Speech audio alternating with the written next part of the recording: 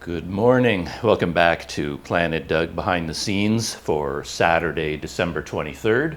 So it's pretty close to Christmas. I can say Merry Christmas to everyone out there. I'm not going to have any kind of a Christmas here in Sumatra, of course.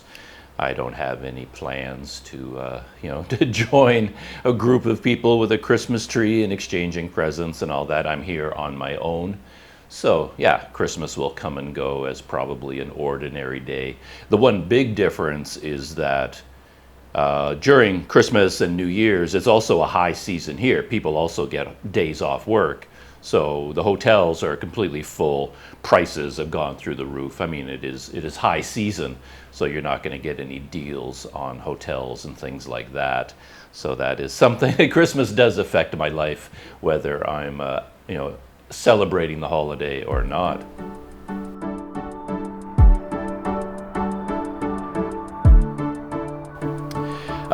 The other big thing going on with me right now, I did this yesterday actually, which is why it's fresh in my mind.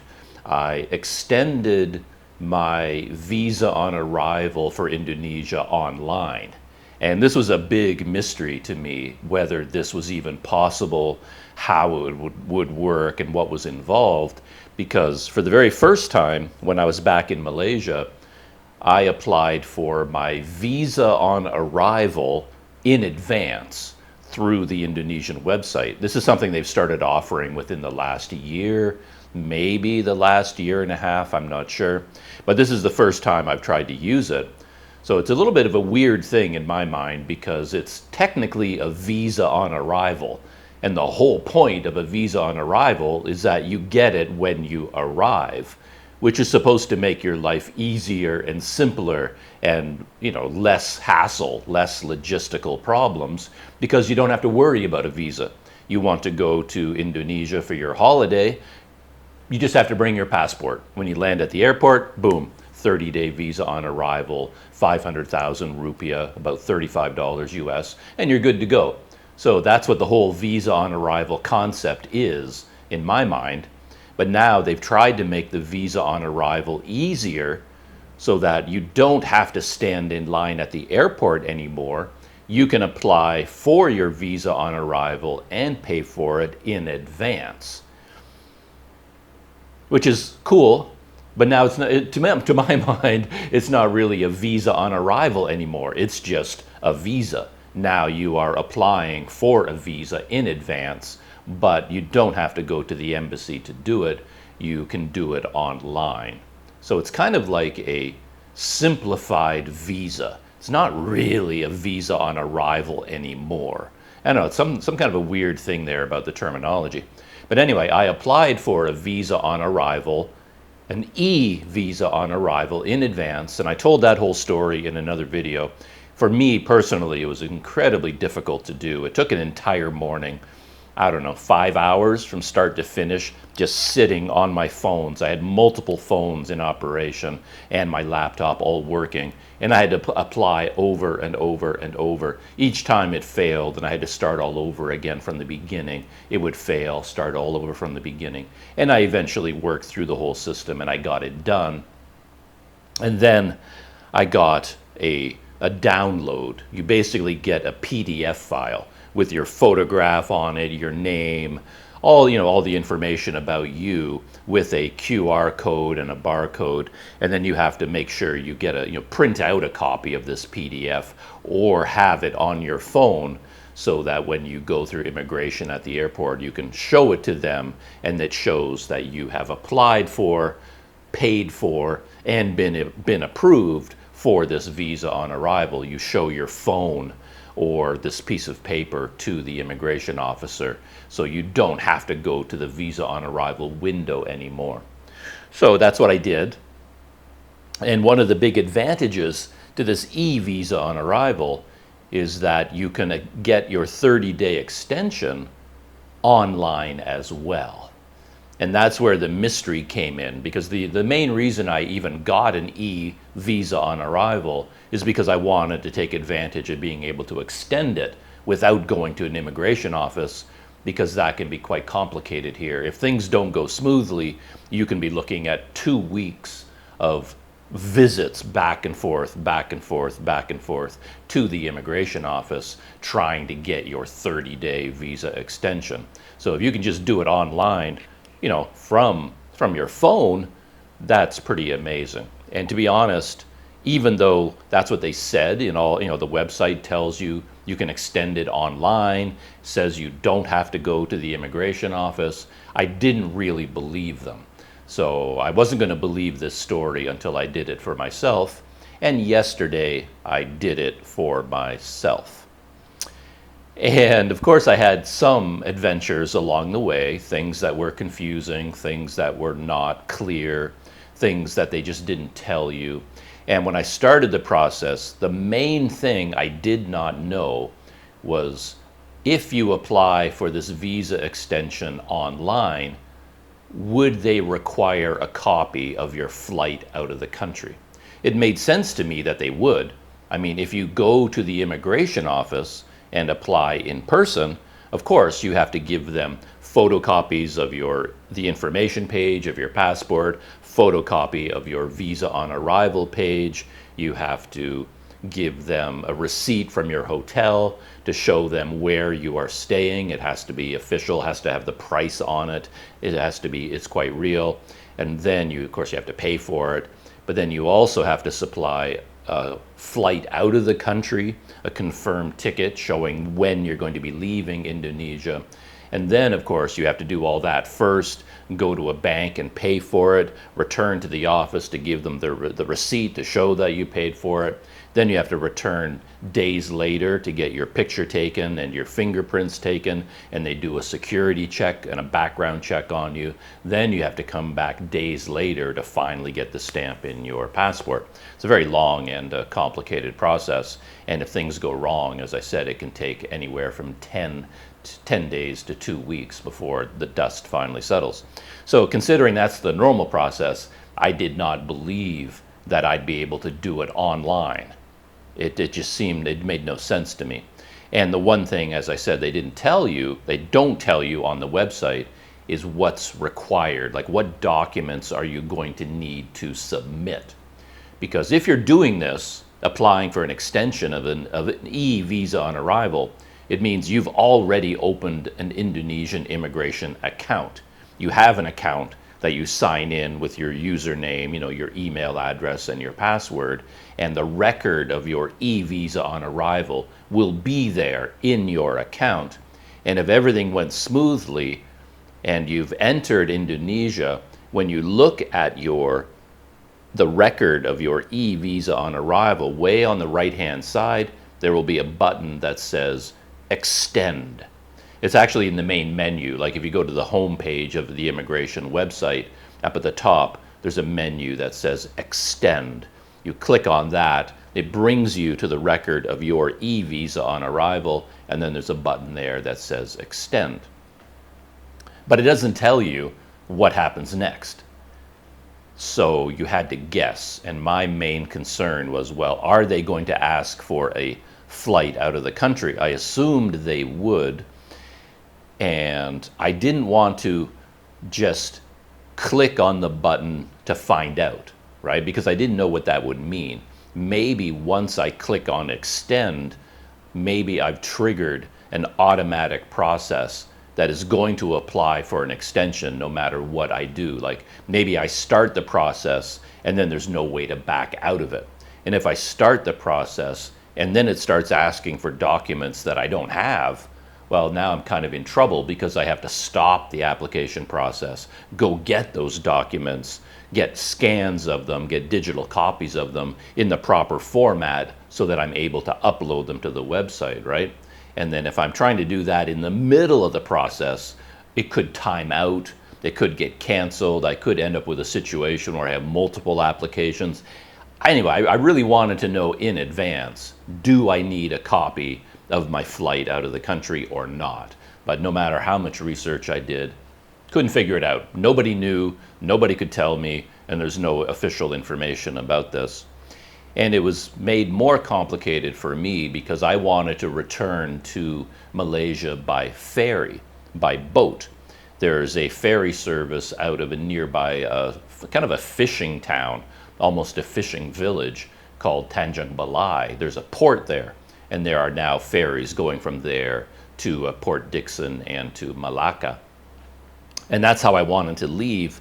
But in the research I did, it says that there is no facility in Tanjung Balai to process an e-visa. They can only process a physical stamp in your passport. So again, this was information I could not find.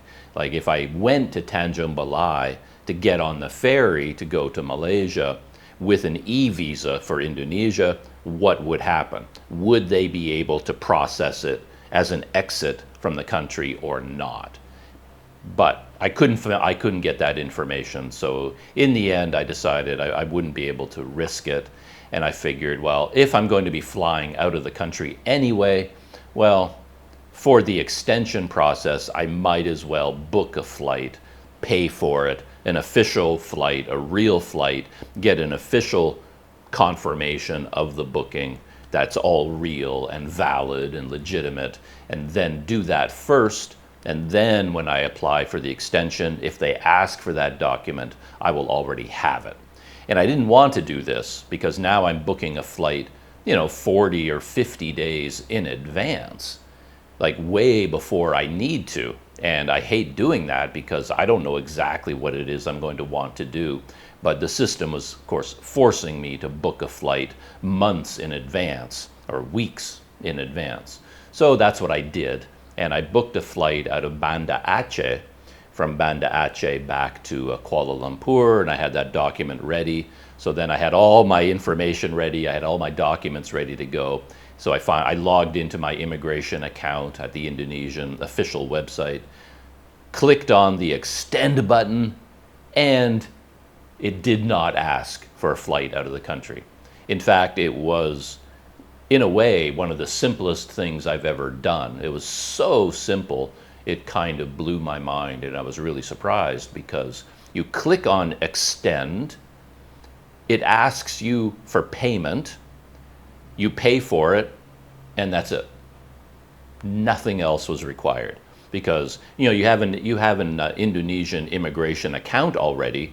Your passport information is already in your profile. Your photo is already in the profile. Your hotel in Indonesia is already registered. It's the one you said you would be staying at when you applied for the original visa. Your phone number is already there. All the information is there already. So you click on extend for that particular visa, and then it says, okay, you've applied. Now we're waiting for your payment. You go down to the bottom of the screen, you click on pay, you put in your credit card information, whatever it is you're using, and then it was done. That was absolutely it. And they did not ask for a flight out of the country. And I found that really annoying because I'd gone to all the trouble and the hassle of booking a flight way in advance when I didn't really want to, just in case they asked for one. And in this case, it's like the first time in my life that a government immigration office or an airline has not asked for a flight out of the country. I mean, they always want one. If you go to an immigration office, the number one thing you need is your passport. The number two thing is a flight out of the country.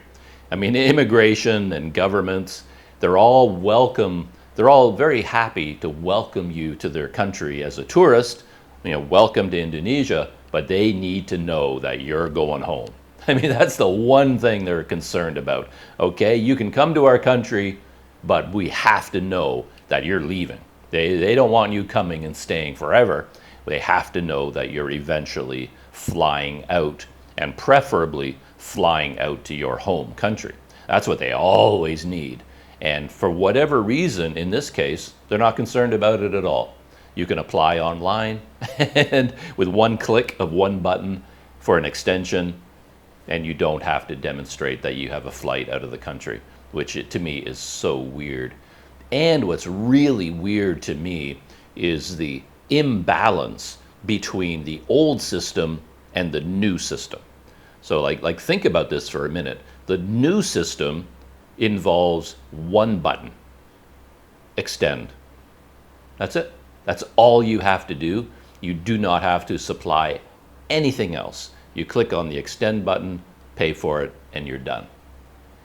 The old system, going to an immigration office, as I said, requires 3 trips to the office.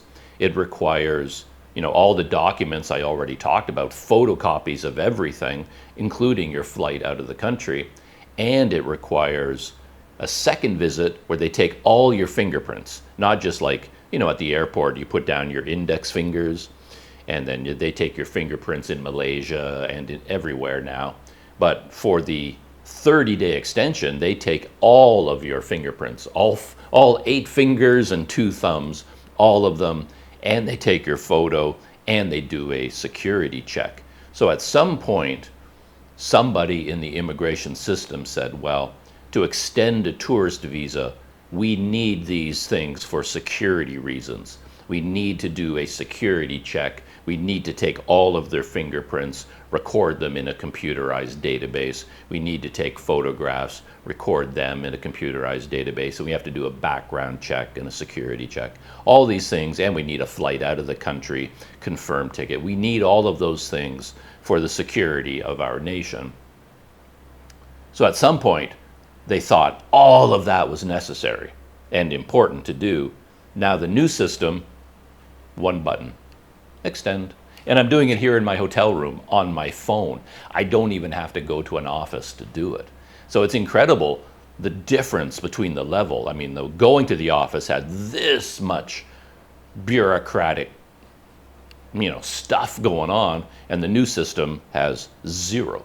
It went from a large amount to nothing at all. So it's kind of weird that out of nowhere, oh no, we don't need fingerprints, we don't need photographs, we don't need flights out of the country, we don't need anything. We don't even need a phone number in Indonesia. All we need is your 500,000 rupiah plus 19,000 as a credit card processing fee, of course, and then you click on 1 button and that's it.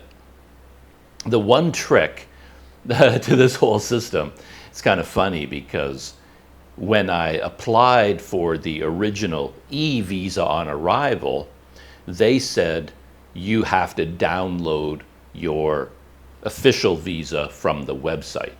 So you have to click on a link, you go to our website, and now you will download your visa on arrival. Those were the instructions.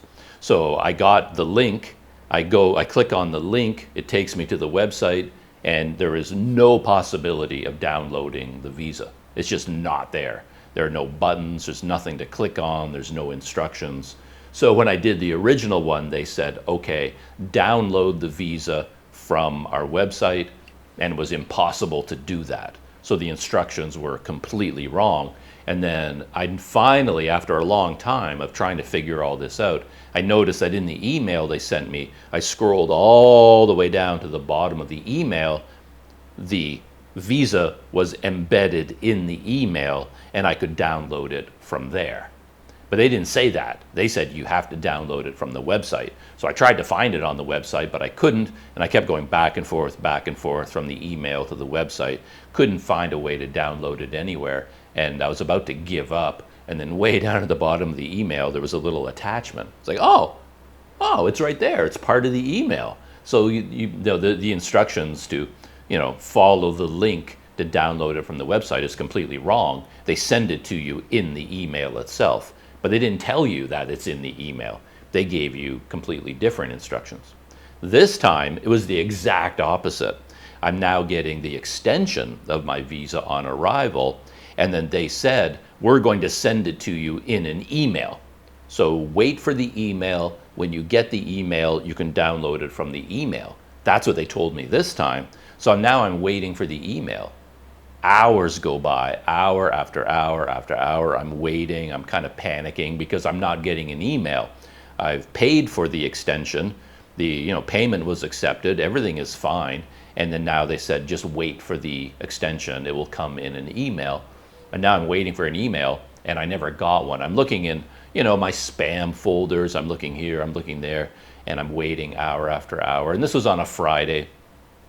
And I was worried that if it didn't come on Friday, now I'm going to have to wait Saturday and Sunday because the offices will be closed those days, and maybe, you know, wait for Monday, Tuesday. Who knows how many days I'm going to have to wait. And this kind of bothered me because when I got my e-visa on arrival originally, it came within a minute. I submitted payment, and within 60 seconds, boop, I got confirmation. And I thought, wow, so it's so fast. So now that I'm getting the extension, why was it taking so long to get the confirmation? Hours went by, the whole day went by, and I was like, oh boy, this is going to be a big problem. But anyway, after hours and hours and hours went by, I started roaming around looking again. You know, did they send me an email? Is it in the spam folder? Did I enter my email address correctly? Was there a problem? And then on the website, I found this little button that said, I think, E-IDK or TDK, IDK. There's this little button sitting there. I was like, what is that button? Because it didn't say what it was. There was no, like, what does this button do? What does it mean? It just said E-IDK. I think it said IDK. I was looking at that button going, man, I wonder what that could be. You know, I didn't dare click on it for a long time because who knows, maybe that's cancel your application or change this or reapply. Like, I didn't know clicking on that button, what would it do? And eventually I figured I might as well take a risk. I clicked on that button and it downloaded the email extension. It's like, oh, for Pete's sake, you know? So the first time they said download from our website, but they sent it to me in an email as an attachment. So it was completely backwards. And now for the extension of the e-visa on arrival, they said, okay, we're going to send it to you in an email. But in this case, no, I had to download it from the website using this mystery button that has nothing to do, there's no label on it that says anything about downloading your visa. It just says E-IDK, whatever it stands for. I assume it stands for something in Indonesian, but I couldn't tell you what it is. But anyway, it certainly did not say download or anything remotely like that. So anyway, I was very glad to find it. So this entire day that I've been worried about, you know, getting this email and whether or not my extension has been approved, it turns out it was approved within seconds, and I could have downloaded it as soon as the payment went through, but I just didn't know that. There were no instructions about how to actually get your extension. So again, it will be interesting to see what happens when I leave the country, because even though I have an extension, a 30-day extension of my 30-day visa, I don't have anything in my passport. I mean, my passport still has the original e-visa on arrival that tells me I can stay for 30 days and gives the expiry date. That's all. That's in my passport. The only proof I have that I have an extension is a PDF document on my phone. And I assume it'll work out fine. I'll just have to go through immigration and show them that, and then they'll stamp my passport, you know, with an exit stamp. But it is interesting. I find more and more these days, the whole world is going digital and online. Everything is being run from your phone, and yet we're still carrying around paper like a passport. So, I mean, and there's a contradiction there. And I think eventually, I mean, obviously the paper passport is eventually going to disappear completely. You know, that's just how the world is going. So eventually everybody will have to carry an electronic device, and your passport will be an electronic, a digital document. There will be no paper passport anymore. That makes sense, right?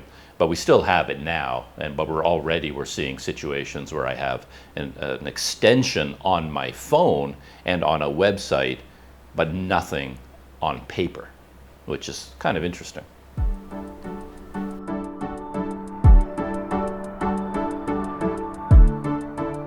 And so, as for my life, I've just basically been hanging out in Medan and enjoying my neighborhood and exploring Medan.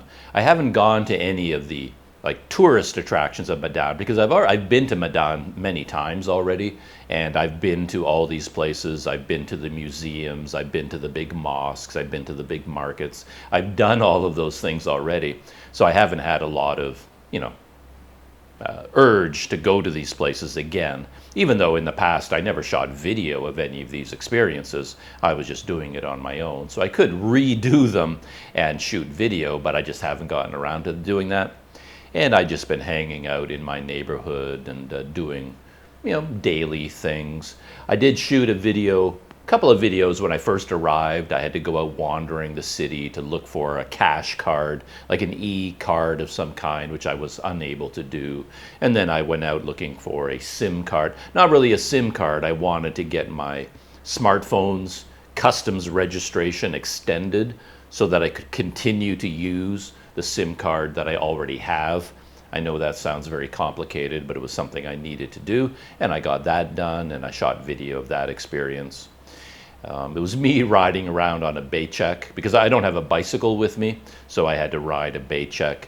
I could have walked there, it wasn't that far, but I decided to turn it into a bit of an experience and ride in a Baycheck. Yeah, because I haven't done that for a long time these days. It's either, you get a grab car, Gojek motorcycle, or I would be walking or riding my bicycle or riding a scooter. So it's been a long time since I've had, the experience of riding in a Baycheck. So I thought I would do that just for fun, capture something interesting on video. I set up an e-wallet.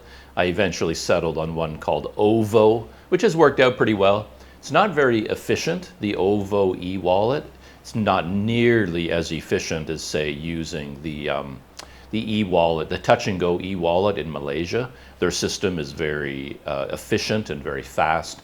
This E-VOA wallet has more complicated steps involved and takes a lot longer when you get to the cash register and you're trying to do the e-wallet thing. It doesn't really feel like a big advantage over cash because it seems to take longer than cash, which is not logical, but anyway, I'm glad to have it because quite often people don't have change. So if you're paying with actual money, you get into the situation you're trying to pay for, something that costs 22,000 rupiah, and you're paying with 100,000 rupiah note, and they don't have enough change, and that ends up being a problem. So having an e-wallet is kind of nice, and I got all that figured out. That was fun. And I've been exploring my neighborhood in terms of food. As I've mentioned before, the street that my hotel is on, I didn't know it at the time when I booked this hotel, but the street is famous for food, and more about that in a minute when I get to my YouTube stories. But anyway, I've been eating at various places up and down this food street, and I mean, overall, for me, I'm a bit of a primitive person when it comes to food. I don't think the food is anything particularly special. It's all, noodles and chicken rice, all the food I always have, and it tastes largely the same as normal restaurants. So I don't know. I guess these places, their food is better than other places. They've been around for decades, these little restaurants all up and down the alleyway, and they're famous for the high quality of their food. I'm not going to argue with you. People who know about food, you're going to tell me that their noodles are better than the noodles I get elsewhere in Medan. Okay, I believe you, but I don't taste the difference. The only difference I notice is when I go to pay for it, and it costs 3-4 times more than ordinary restaurants. So it's a lot more expensive than anywhere else in Medan. Certainly a lot more expensive here than when I was in Bukit Tinggi and Padang and places like that. The food here is far more expensive. Not even just this alleyway, but other restaurants where I've eaten around Medan. Everything seems to be much more expensive than elsewhere. So yeah, it's not a for Indonesia, for Sumatra, it's not a cheap city. It seems quite a bit more expensive than other places I've been. But yeah, I've sampled a bunch of these different places, and the food is good. But is it 4 times as good as regular food? I don't think so. But no, I've been enjoying that. And I went out one day for a bit of a walk. I took my GoPros with me, and I needed to go to a supermarket just to buy instant coffee.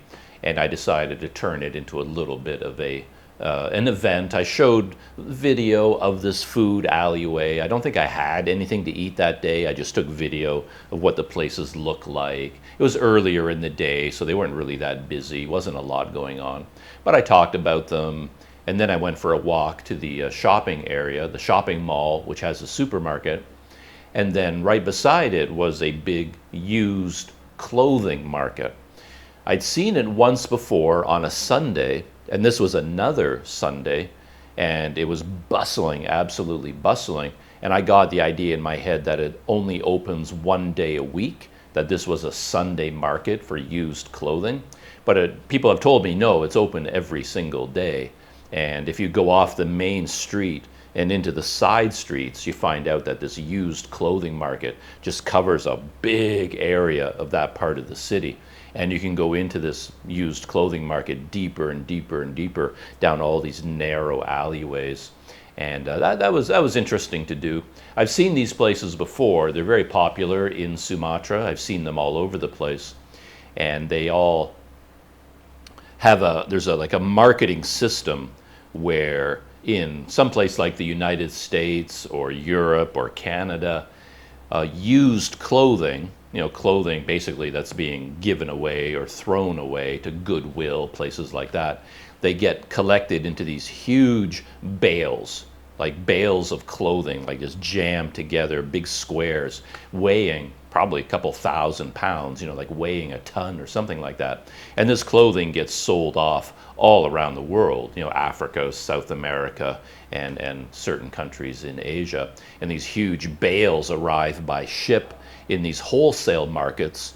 I visited the wholesale markets in other areas of Sumatra. They're really quite interesting. And then wholesalers or retailers, whoever, will show up at these wholesale markets and buy this clothing by the pound, by the kilogram. They're not like buying, oh, I'll buy this t-shirt and I'll buy this pair of jeans and oh, how about that jacket? No, they're buying like, oh, okay, I need to buy 500 kilograms of clothing. And they just sort of look at a big pile and say, okay, I'll buy that 500 kilogram pile. And then it gets taken away, sorted, cleaned, ironed, white shirts, t-shirts, jeans, women's blouses, skirts, jackets, they all get sorted.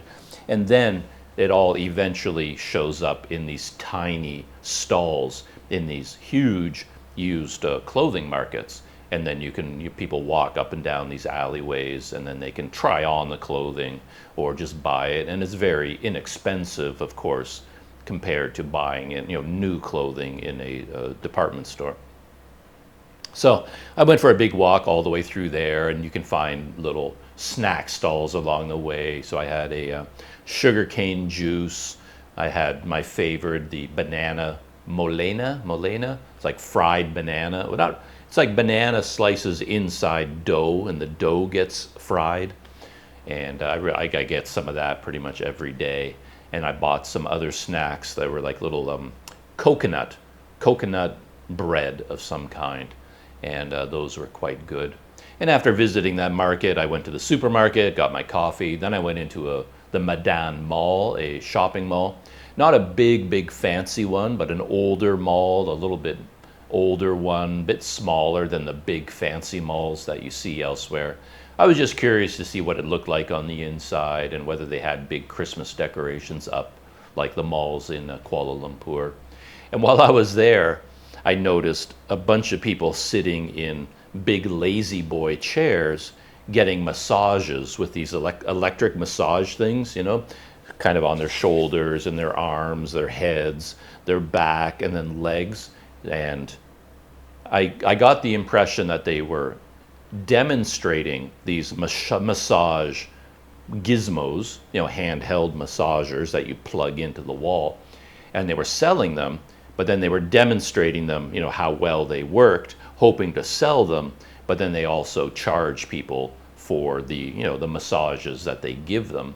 And when I was coming down the escalator, these two women, young women, were standing at the bottom of the escalator, like looking at me, and they had big smiles on their faces. And hey, welcome to Indonesia. Who are you? Where are you from? The usual questions that you get. Turns out they were part of this massage crew, and they asked me like, "Oh, do you want to try this out?" And I would normally not do something like that. I'm not a big massage guy. But, I was shooting video for YouTube, and I'm kind of looking for new experiences.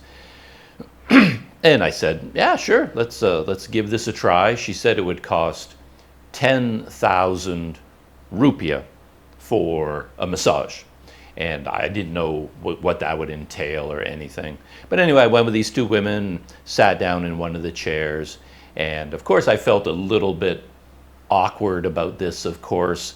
There I am, sort of this big, sweaty, somewhat hairy man, and and then they're going to massage me, in this public space. It's a bit of an awkward situation, but they were perfectly fine with it. I mean, I was wearing shorts. Everyone else had long pants on, so they were being massaged, through the material of their pants, but my legs were exposed.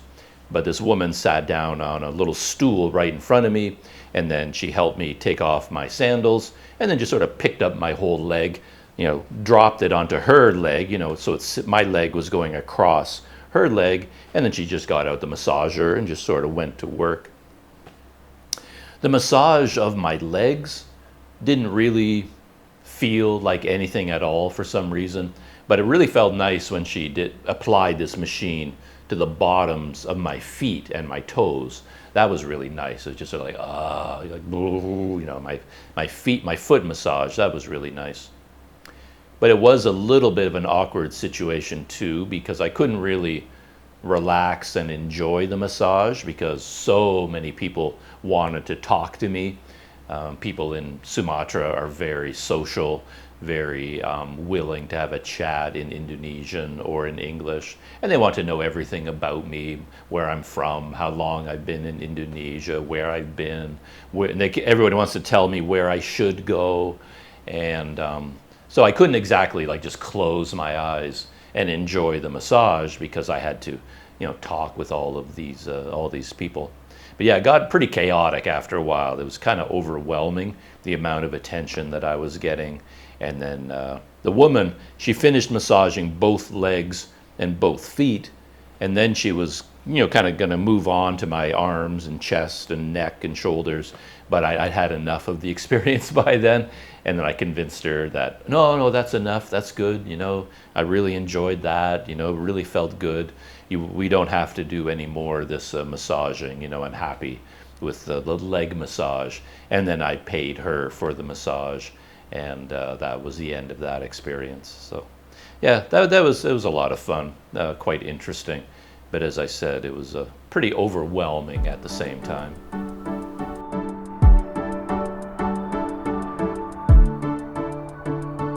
My first YouTube story is kind of an interesting one.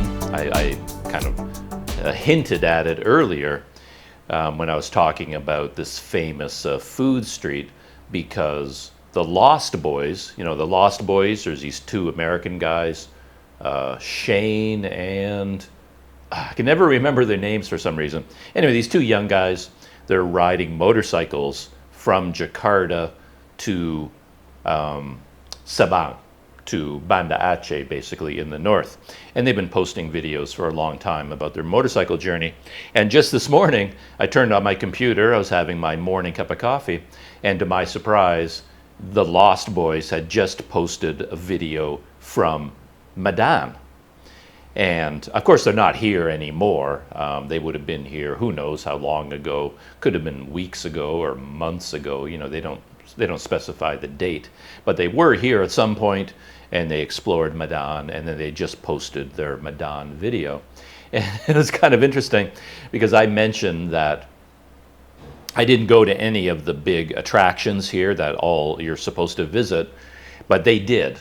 So they went to the Grand Mosque, talked to people about the history of the mosque. They went inside the mosque during prayer time, and they showed the whole interior of the mosque. So all of that experience is in their video. They went to the Jong Afi home. It's like the house, a mansion of a very rich, very wealthy Chinese merchant from the 1800s, basically. and the house has been preserved with all of its original furniture and lots of photographs on the wall as part of the history of Medan. It's like a heritage museum, and they have English speaking guides there. It costs 35,000 rupiah to visit the house and get a guided tour. And the Lost Boys, they went there and filmed, some of the interior of the house and some of the guide, talking about the place. And they went to the home of the Sultan. The Sultan's house is a big attraction here that you can, it's a very beautiful, very elaborate building. So those are some of the places you would go to when you visit Medan. And they went to all those places. So if I felt guilty that I didn't revisit these places and shoot video, well, the Lost Boys did it for me, so I don't have to do it. And what I found quite interesting is that I think the majority of their video, or the biggest part of their video, was all about this street. I mentioned that my hotel is right on a food street. I did not know it was famous when I came to Medan.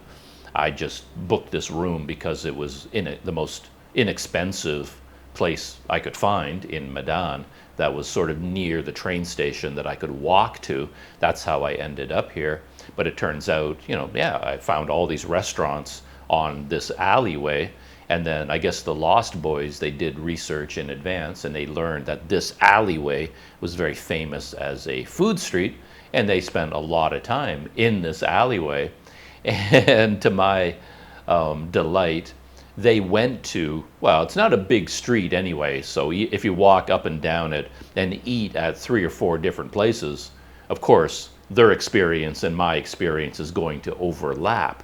But I was kind of surprised to what extent it overlapped, because every single restaurant where I've gone in for a meal, they also went into those exact same places and shot video. I didn't shoot any video of my meals.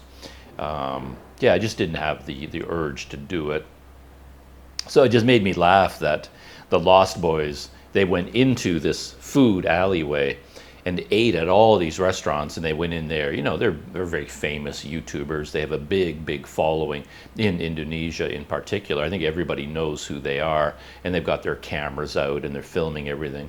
And then I show up, who knows, maybe they were here a month ago or 2 weeks ago or 3 weeks ago. I don't know when they were here, but now I show up, and if I had gone in and out of all these exact same restaurants with my GoPro, with my cameras, and made a video about those places, just wondering what the local people would think of that. They probably saw me walk up and down with my GoPro, because I did shoot a little bit of video of the street, but I didn't take any video of any of the meals that I had. And as I said, for my money, the meals were good, just really expensive. That's my main takeaway, that they're surprisingly expensive for basic Chinese Indonesian food, But yeah, it was good. But one restaurant they went into, they had a lot of food there, and they said at the end of the video, they didn't charge them, because they knew they were famous YouTubers, and said basically, no charge for you, assuming that they would feature their restaurant in the video, and they did. So it's kind of fun for me to see them aiming their camera around the restaurant, talking to the people, because I saw all the things, had the same food they had, talked to the same people they talked to, all the signs on the wall, the menu. I knew the place because I'd eaten there. It was kind of fun to see everything, from their point of view. So yeah, those were the Lost Boys. Kind of a typical video from them. They started in Barastagi, and then they rode their motorcycles down from Barastagi to Medan.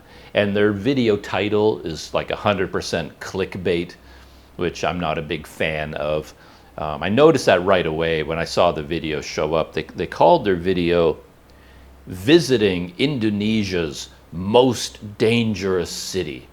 Most dangerous in big capital letters, because in my video I even talked about it. I talked about how Medan has long had a reputation for crime, a higher crime rate, robbery rate than other cities in Indonesia. It was known, has a reputation for robbery and for being a dangerous city to visit.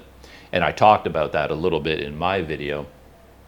while I was walking around, and there was recent stories of new police task forces being created to fight back against, in particular, against gangs, like gangs of thieves that roam around on motorcycles and scooters, and two of them will zoom up on a person, grab their purse, grab their smartphone. They use machetes or knives to threaten them, rob them, and then drive away.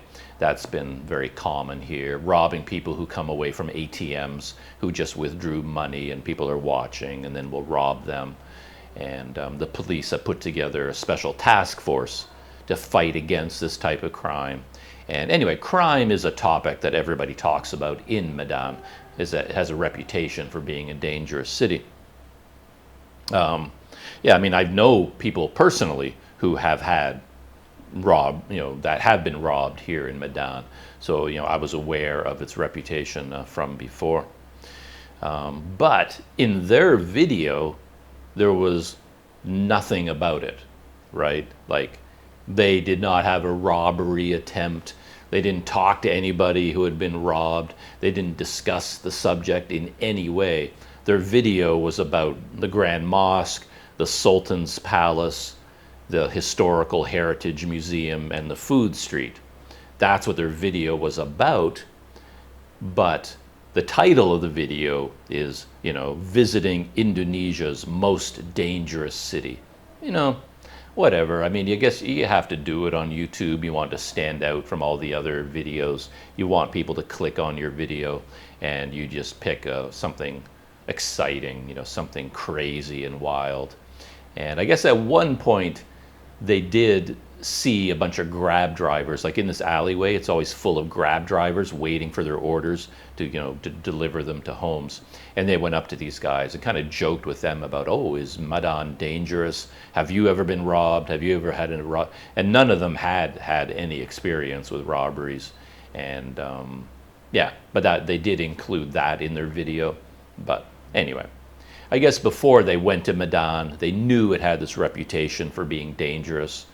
They didn't feature it in the video. They didn't really talk about it. They had no personal connection with it, but they still made that the title of their video. But hey, that is YouTube, I guess. And I always make a joke about how often they say guys in their video. And because of their videos, I invented the guys per minute rating. Like, how many times does a YouTuber say guys per minute of video? And for this video, they got a very high GPM rating of 2. So they used guys 2 times per minute of video throughout the entire video, which is kind of funny. But hey guys, welcome to our video, guys. Hey guys, here guys, they just say guys a lot. So in this video, it's about 30 minutes long, and they said guys about 60 times, which gives you a 2 guys per minute rating, a GPM of 2, which is pretty high. My goal is always to have a GPM of 0. Never say guys in a video if I can help it. But yeah, they did a lot of advertising in their video as well. They're good at marketing, I guess. They're good at making money, because interestingly they had this video was sponsored by a video editing company, Wondershare Filmora. And they had a commercial for Filmora in the middle of their video. They don't say specifically that they've been using Filmora to edit their videos, but maybe they do. I don't really know what program they use. But anyway, now they're sponsored by Filmora, so maybe they've started using it. But that struck me as interesting because I have been looking for a long time at various editing programs, and Filmora is one of the programs that I've been looking at seriously as something that would be useful to me, because the big, powerful programs, they're too much for me. DaVinci Resolve and like all the big ones from Apple, Premiere Pro, all these big professional programs. I don't need them. You know, they're meant for professionals, and they're way too powerful for what I need. And Filmora seems to be like a good balance between having a lot of features but being easy to use and being more at the consumer level. So I have been considering Filmora for a long time. So it was interesting to see that they've been sponsored by Filmora. They were also I think they got a free hotel room because they stayed at a pretty nice hotel and they featured it, and they talked about it in particular. There's a little commercial for the hotel that they built into the video, and they don't say exactly, but I assume they got a free room at this fancy hotel in exchange for giving them publicity in the video. I forget the name of the hotel. It looked like an older one, like not a modern 4 or 5-star resort or anything. Looked like a place that I would like, you know, like an older hotel. Was like 5-star when it was originally built decades ago, and now it's still kind of a fancy hotel, but it's kind of older, you know. It's not like a modern resort or anything. But yeah, then they went to Kawasaki to get their motorcycles serviced, and I got the impression that they featured this Kawasaki garage because they're riding Kawasaki motorcycles, both of them, and they brought them in for servicing, and they featured that pretty heavily. So I think they got free motorcycle maintenance in exchange for, you know, featuring their the Kawasaki dealer, you know, the service center. And of course they talked about their t-shirts. They've got the Lost Boys t-shirts, so they talked about you know, their merchandise and how you can buy the Lost Boys merchandise online. And then they got the free food from the restaurants in exchange for, you know, publicizing their restaurant. The whole video from beginning to end, to be honest, felt like one long commercial. Not in a bad way, you know, I don't mind that so much, you know. If they can make some money through their videos and get sponsorship that way, you know, more power to them. But there was a lot of that. It seemed like one long commercial. And it was so funny how their experience is in line with mine, as I said, being in Medan, spending the majority of their time on my street. You know, who knows, had we been here at the same time, we likely would have run into each other. And there's a big tower that I've been talking about a lot. At the end of my street, there's a big orange and yellow tower, which I concluded it had to be a water tower. But then they also, and I talked about it in my videos quite a bit, but they also shot video of that tower and talked about how weird it looked and how everybody is arguing. Nobody knows exactly what it is, and it's a big mystery in the neighborhood. But of course, it's a water tower. It couldn't be anything else.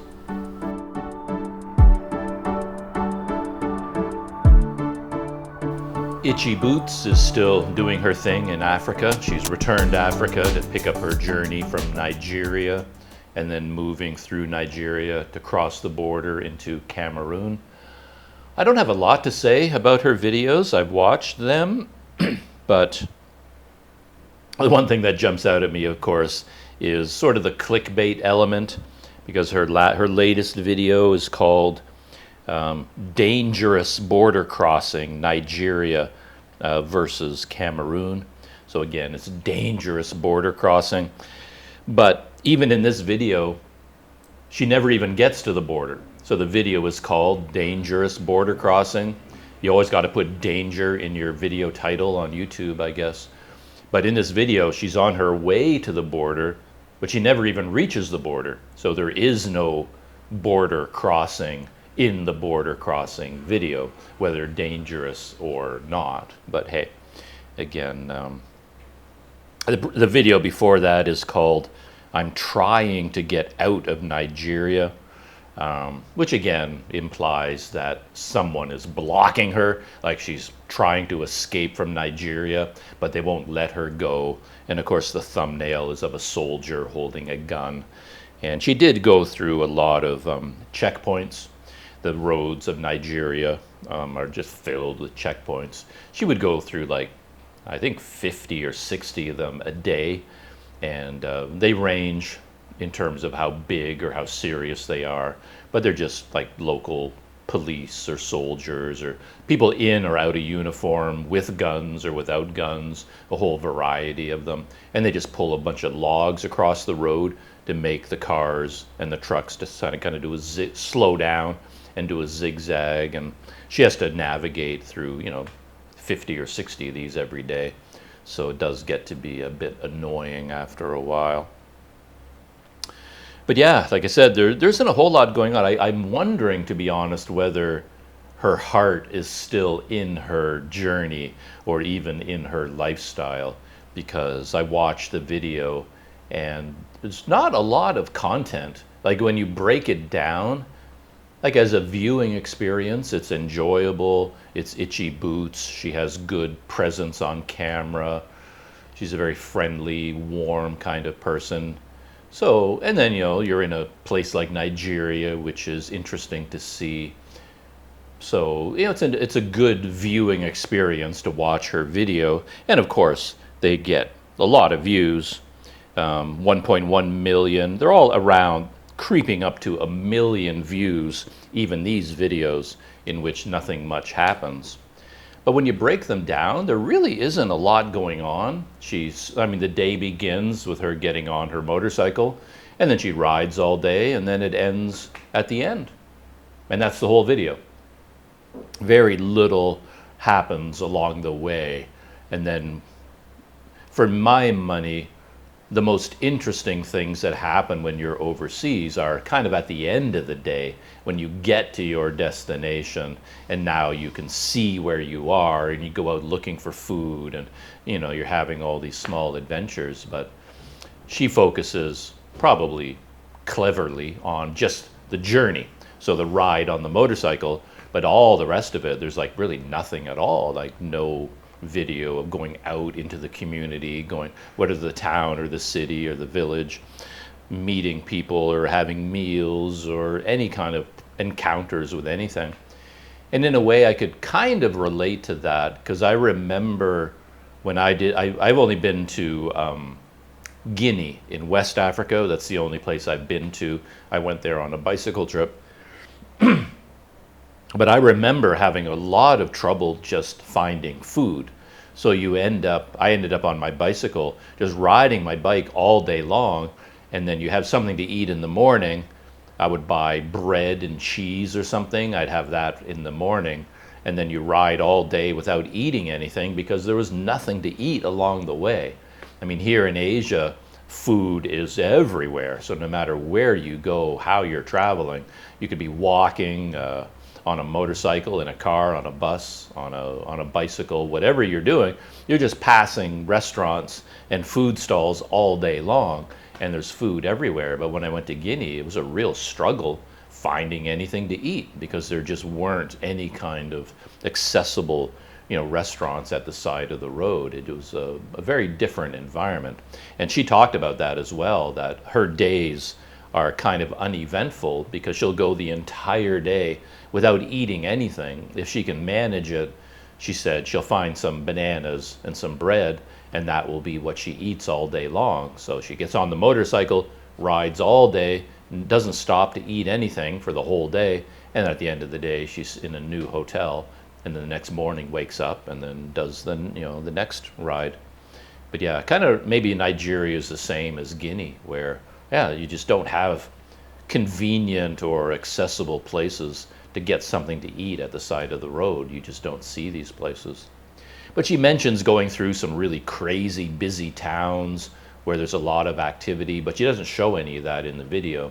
She only shows the countryside. And I noticed she started using her drone again. When she first got back to Africa, I noticed that there were no drone shots. She wasn't including any drone video at all. And I was wondering whether she didn't have a drone anymore, or she was worried about security, getting, stopped by the military in a place like Nigeria because she's flying a drone. But anyway, in the latest videos, she started including a little bit more of a drone footage, which has been kind of interesting.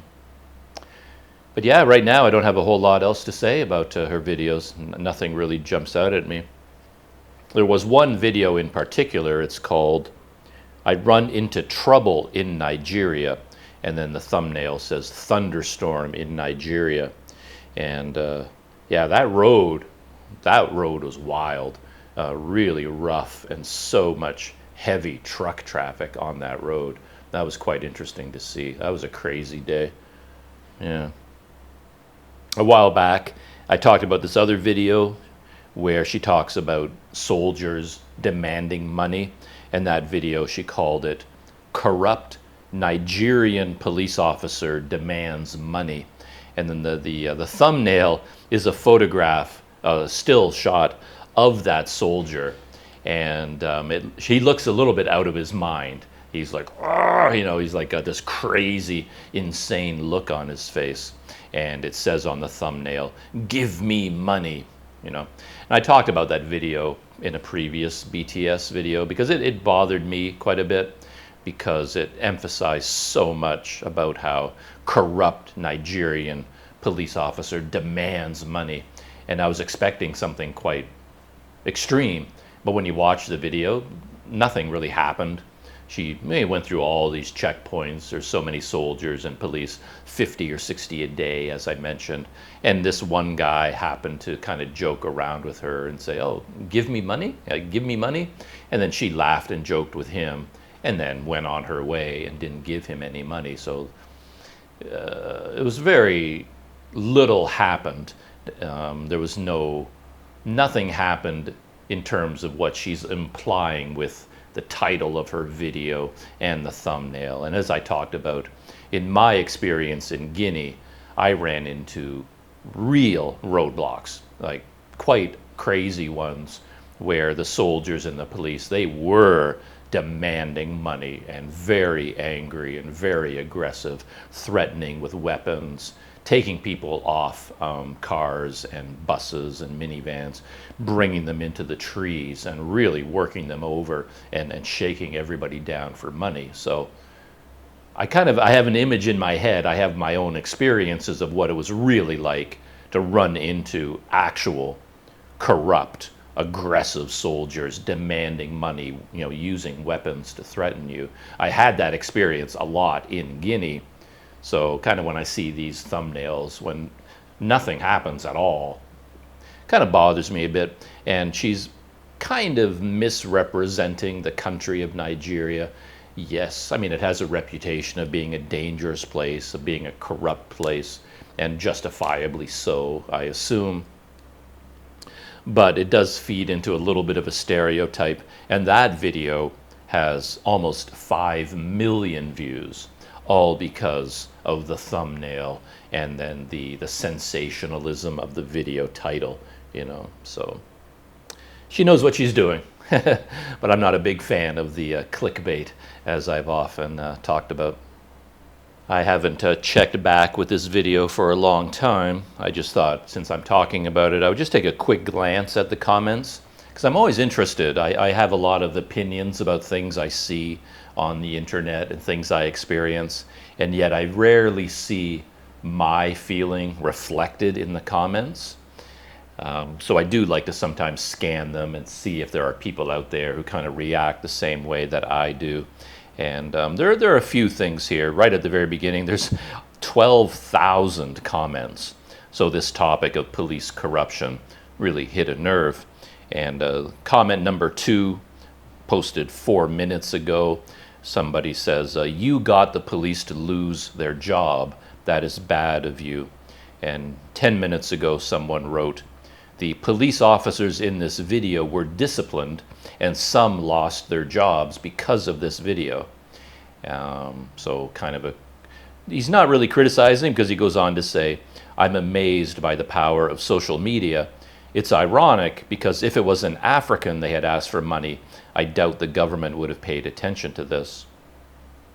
12 minutes ago, somebody wrote, "The fact that the majority of the policemen were civil and respectful to Norley should be commended.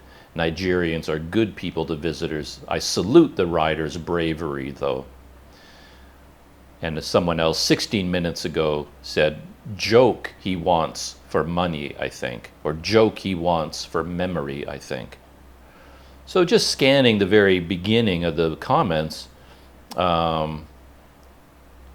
it seems like there are people who have the same feeling that I do. Here's another one from 48 minutes ago.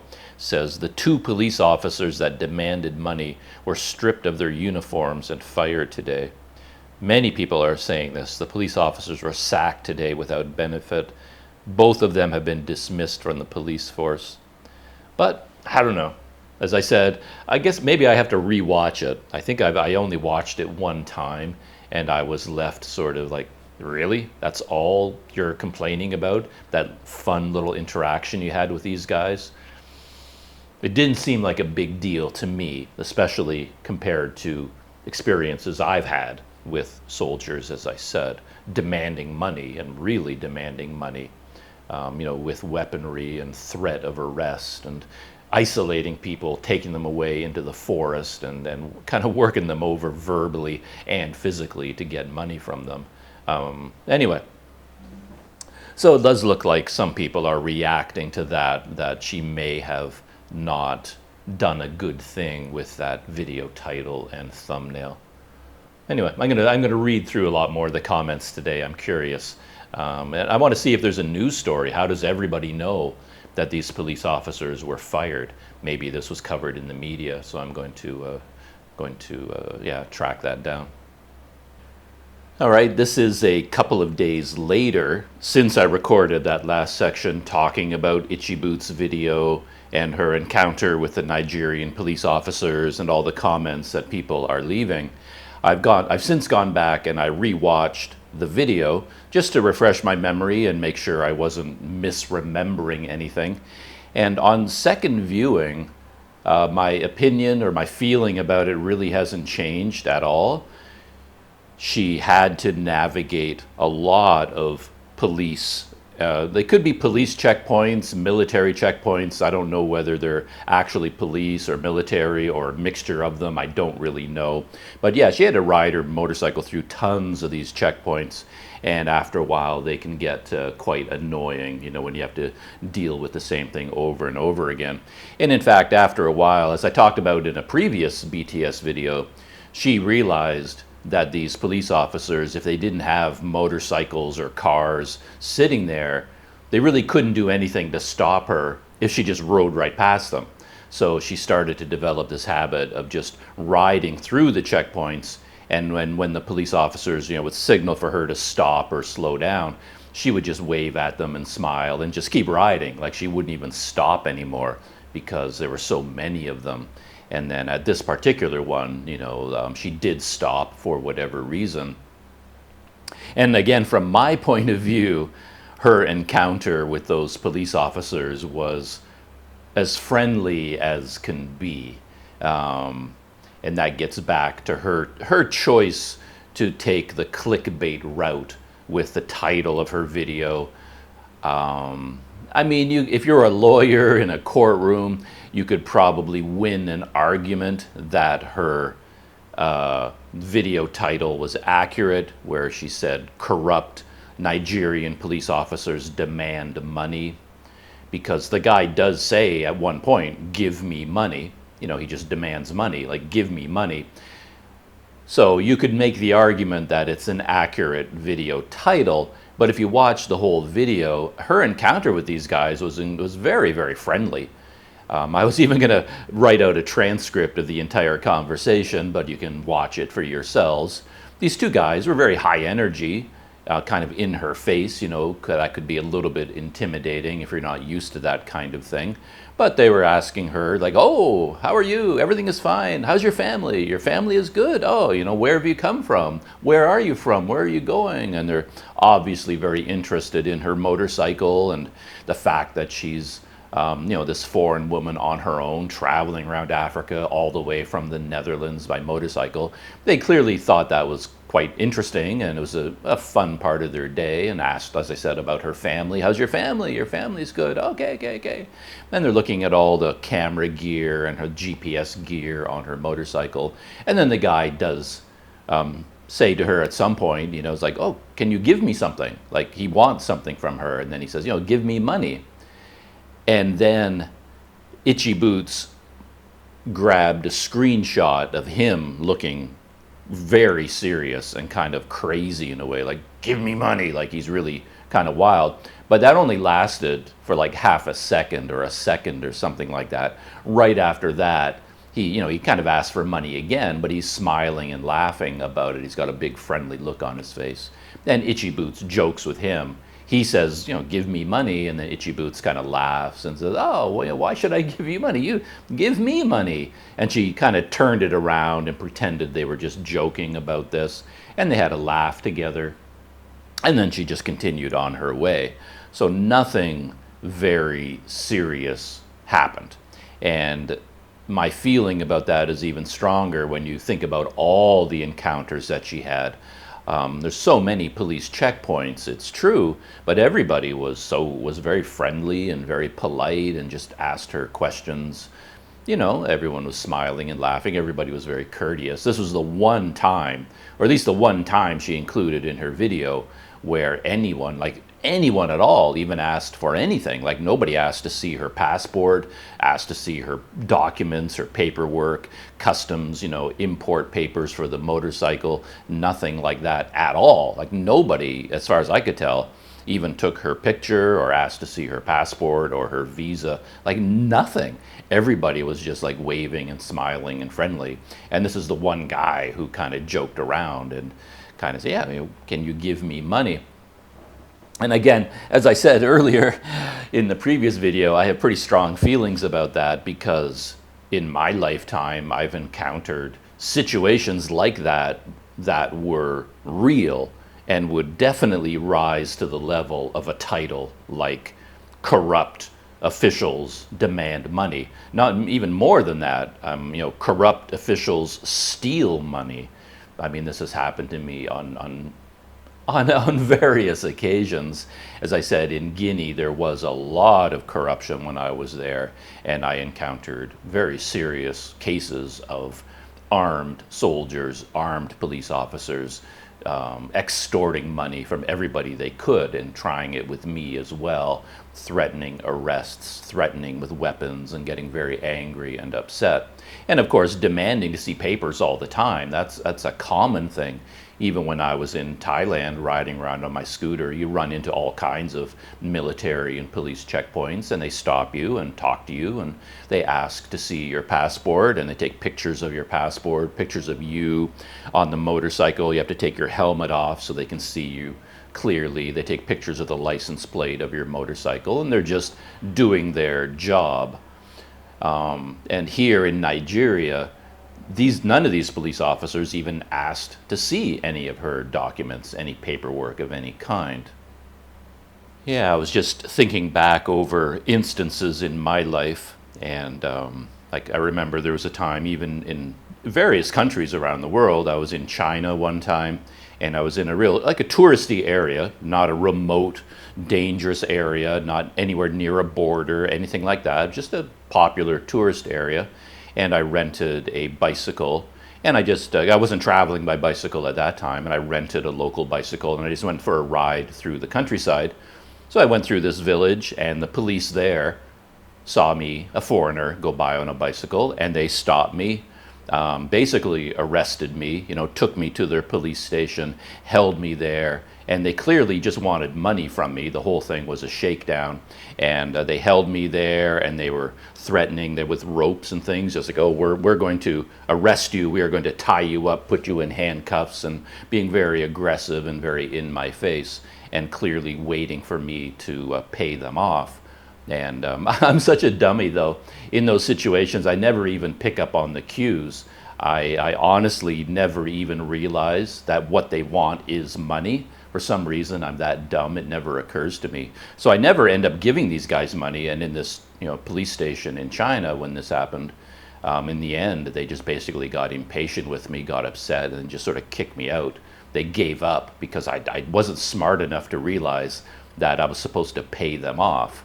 But again, yeah, they were very corrupt police officers who were demanding money and threatening me with arrest and holding me against my will at the police station. And yeah, that happened. There was another time, many times in places like Peru. I was in the airport. I talked about this story before. I was flying out of Peru, out of Lima, and then I was called out of line at the airport and taken into an immigration office to talk to an immigration officer. And he asked me to take my knapsack and empty it onto his desk.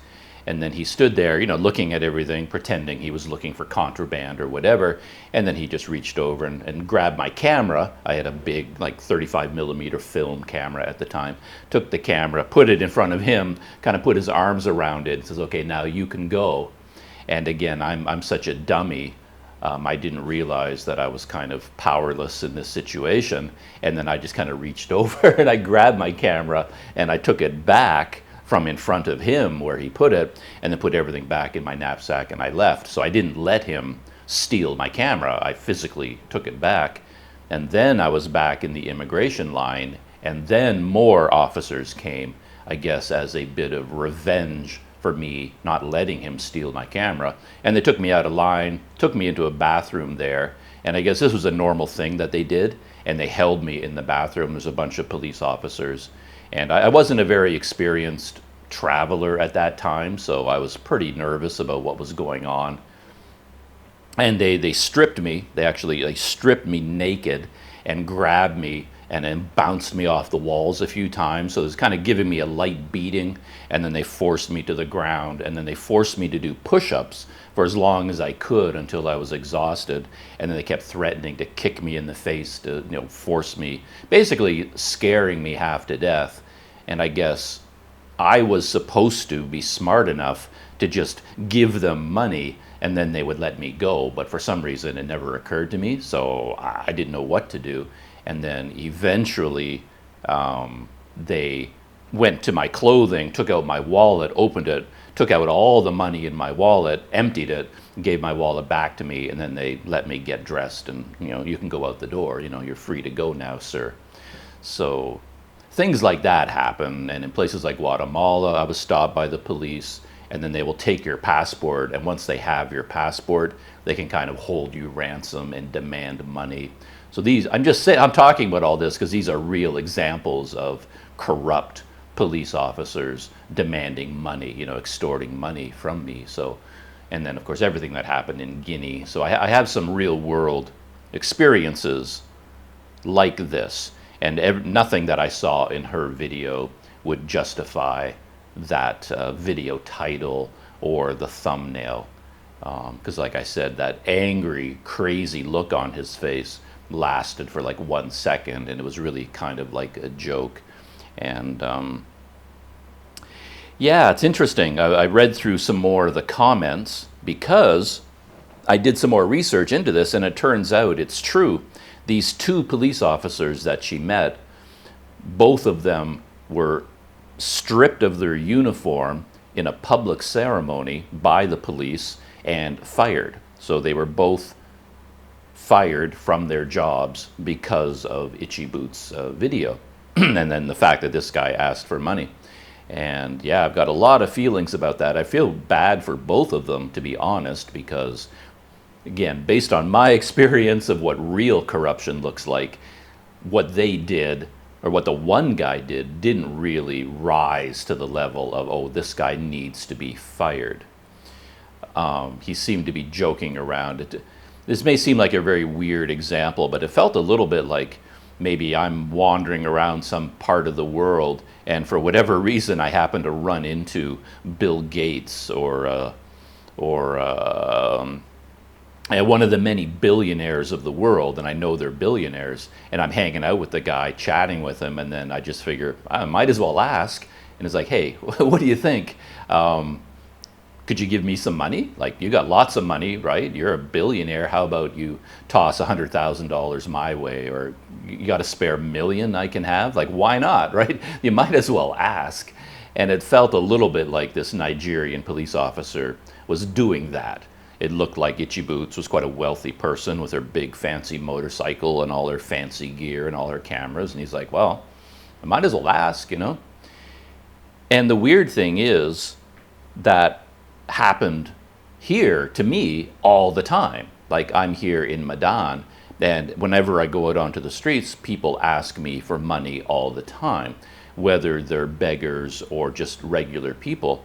I told the story about going to get a massage, and I shot video of that whole massage. But while I was there, people from all around just came up to me while I was getting massaged and just asked me for money, like straight out, like, can you give me some money?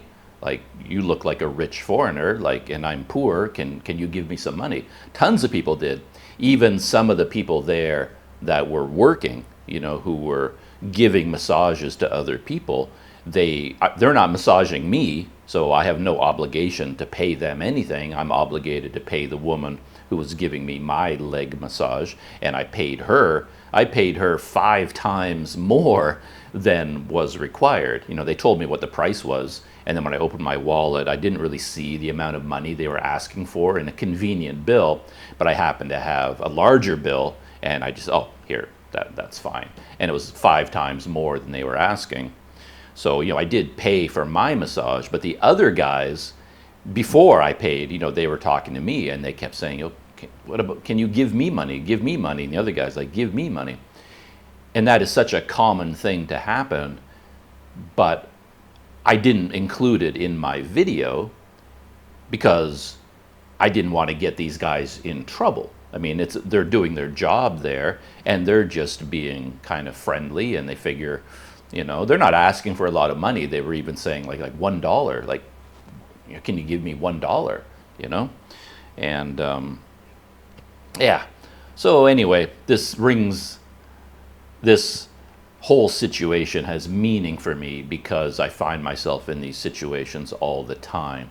And then these poor guys in Nigeria, I could get myself in trouble by calling them poor guys, because I've seen a debate in the comments on Ichiboot's video where people are defending these guys and saying they didn't deserve to be fired based on what they did. And other people are arguing with them saying, well, it's good because, you know, zero corruption should be allowed. The fact that they are police officers in uniform demanding money, that is corruption. No matter how you package it, it is corruption. So, like, are you defending corruption? So these people are arguing back and forth in the comments about whether they deserved to be fired or not. But as is obvious, my feeling leans towards they didn't really deserve to be fired for what they did. And clearly the Nigerian police force is making an example of them because they were featured in her video, and her video is, you know, it's got 5 million views, and it can damage the reputation of Nigeria and the Nigerian police force, so they had to make an example out of these guys. And based on the video that Ichiboots included, the second police officer, the shorter one, he never did anything. He never asked for money. It was only the other guy, the taller man. He did say a couple of times, you know, give me something, give me money. But based on the video, the other guy, he never did ask for anything himself. He just asked Ichiboots about her family. You know, how's your family? Oh, that's good. And where are you going? Where are you from? You know, just a friendly conversation. So he clearly didn't do anything wrong at all, at least based on the video that Ichiboots included. But yeah, the video of them in the ceremony, they're like in front of some sort of a police committee, a police tribunal, and then they're standing at attention, and then they're being stripped of their official uniform and then being fired in a very formal ceremonial way. So yeah, it's some real consequences for those guys, which is really quite interesting. But, and my final point, the more interesting thing for me about this is that getting fired from their jobs in a public ceremony, like being stripped of their uniforms in public, and that video being posted to the internet for the entire world to see, the fact that this happened to them is a direct result of someone on YouTube employing clickbait. And this makes me think that, you know, kind of like YouTube is kind of a new thing. Like journalism, like real journalism, has been around for centuries. You know, modern professional journalism has been around for decades. And of course, journalists have codes of ethics, and they have to be very careful what they say and what they post in terms of video and the written word, right? They are open to, libel cases, being sued for defamation, things like that. And of course, if they post something in their newspaper about a police officer or a politician, it can have real consequences for those people. So there's a real concern amongst journalists to get their facts right and to be fair in their reporting.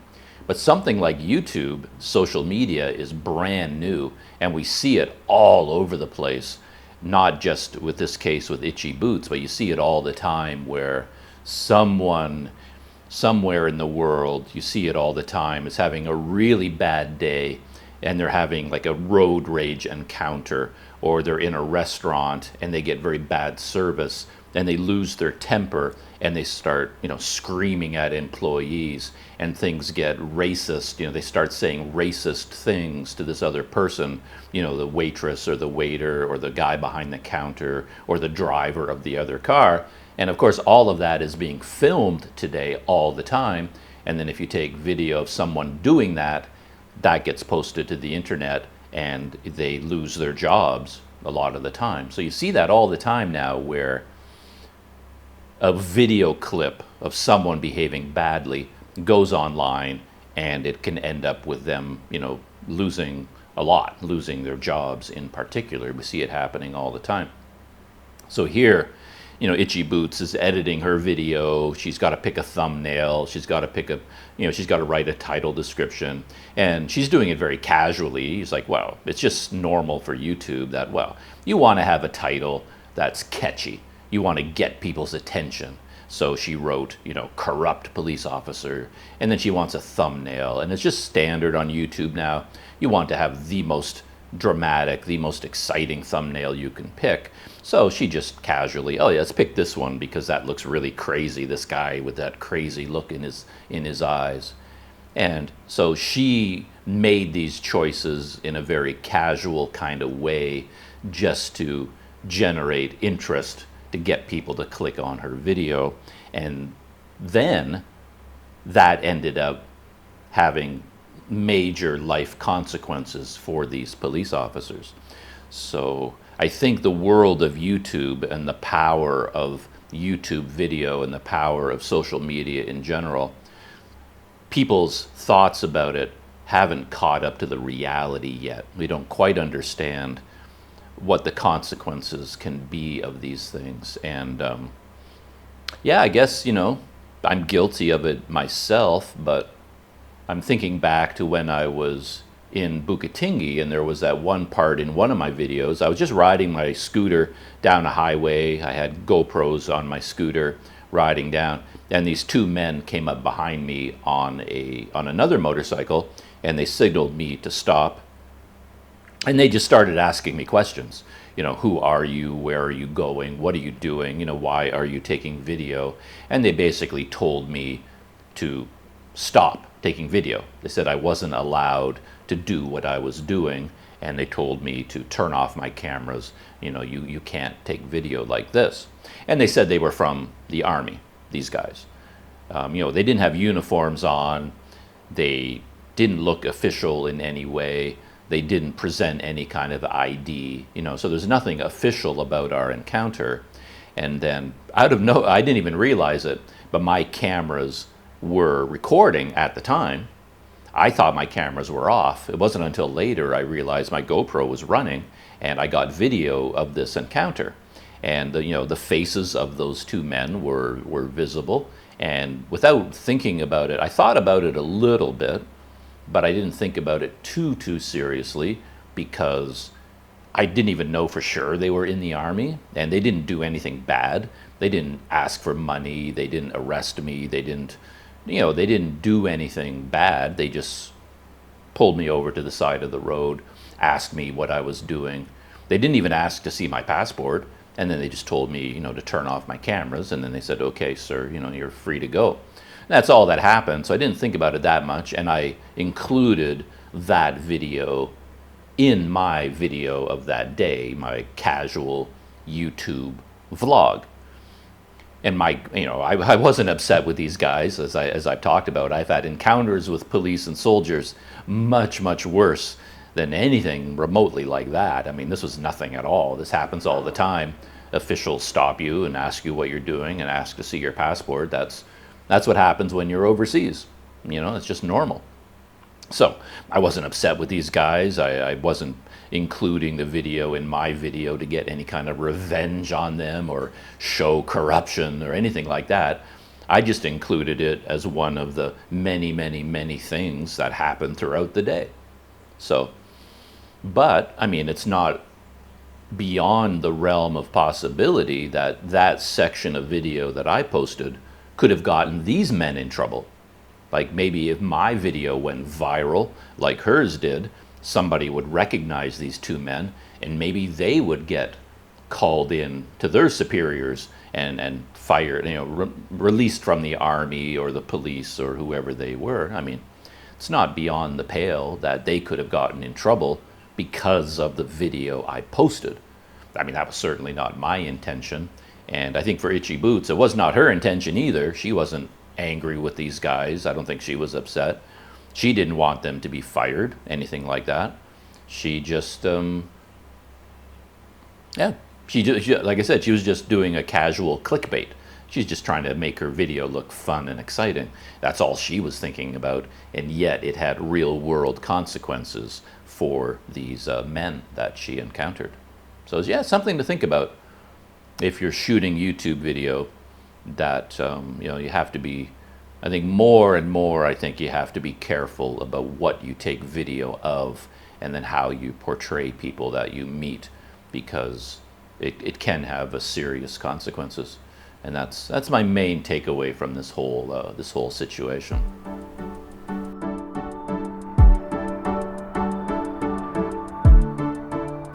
But the most interesting kind of YouTube experience I've had recently is going back to the Darien Gap, because in some recent videos I've been talking a lot about the videos from Bald and Bankrupt and a YouTuber called Timmy Carter, and the two of them joined forces to go with the migrants from South America, mainly from Venezuela, who are currently trying to get into the United States and seek asylum there. And because flights and visas are now restricted, one of the only ways they can get into Central America and into Mexico is to walk from Colombia into Panama. And as I've been talking about a lot, there's a section there called the Darien Gap. And this is an area of jungle and rivers and mountains shared between Colombia and Panama, where there are no roads. So a migrant trail has grown up of people walking through the Darien Gap in order to get into Panama, and then they travel on through Panama, Costa Rica, the rest of Central America, into Mexico, and then eventually try to get up to the United States and cross the border there. So I've been talking about those. Bald and Bankrupt, he finished his series. He only posted 2 or 3 videos about the whole experience. And then at the very end, the most recent video from him, he and Timmy sat down in front of the camera like this and told the story from beginning to end. And to be honest, I haven't watched that video. I started to watch it, but right out of the gate, he went on and on about all the dangers he faced. And again, it was all like over-the-top sensationalism, making himself out to be some kind of a crazy hero for undertaking this adventure. And I just didn't want to sit through another hour of him constantly talking about how he faced so many dangers. He could have been murdered, he could have been robbed, he could have been kidnapped, he could have died, he could have done this. It was all a bit over the top sensationalism for me, and I did not really like his videos very much. And I was hoping that in this video he would give more behind the scenes information, because in his videos he gave very, very little information about the specifics of what happened, like how much he had to pay, how long things took. And it all ended right when he got through the Darien Gap, and then he was in a refugee camp in Panama And then that was the end. And the next thing we saw him, he was in Mexico. So he talked like nothing at all about what happened in Panama, how he got into Costa Rica, how he traveled through the rest of Central America, how in fact he even got to the border with the United States. He just magically appeared at the border. He gave no details, no information. It was all a bit, for me, smoke and mirrors. And anyway, I didn't like his videos at all. Timmy Carter's, his partner for this trip, were a little bit better. He gave a little bit more information, but they pretty much were the same as Bald and Bankrupt's. And I've still been waiting for Timmy Carter's Darien Gap video. He got sick in Mexico. He suffered from gallstones, and he had to undergo surgery in Mexico City to remove his gallbladder. And I guess that meant he's had to take some time off, and he hasn't finished editing his video about the Darien Gap journey. So I'm still waiting to watch his video. And he is in the video with Bald and Bankrupt where they summarize the journey. But as I said, I haven't sat through that video because I scanned the comments, and most of the comments said that there was nothing new in the video. There's like no extra information, and I don't want to listen to him tell me about how dangerous everything was all over again. I got enough of that in his original videos. But I'm still very interested in the Darien Gap, this whole idea of migration, people trying to get from one country to another to get a better life. It's always been a fascinating topic for me. And then I discovered a completely new world on YouTube about the Darien Gap. This came as kind of a complete surprise, but it also was expected. It was like, yeah, this kind of makes sense because it's connected with something that I've been thinking about a lot. And what happened was I saw a news story, because I'm always looking at information about the Darien Gap and migrants going through it, and I saw this news story, not a YouTube story, but in the media, the story about a migrant from Venezuela who went through the Darien Gap, walked from Colombia to Panama, and he documented his journey on his smartphone, and he was posting videos to YouTube about his trip. So he did the exact same thing Bald and Bankrupt did, but he was doing it in Spanish and showing his experience as an actual migrant from South America.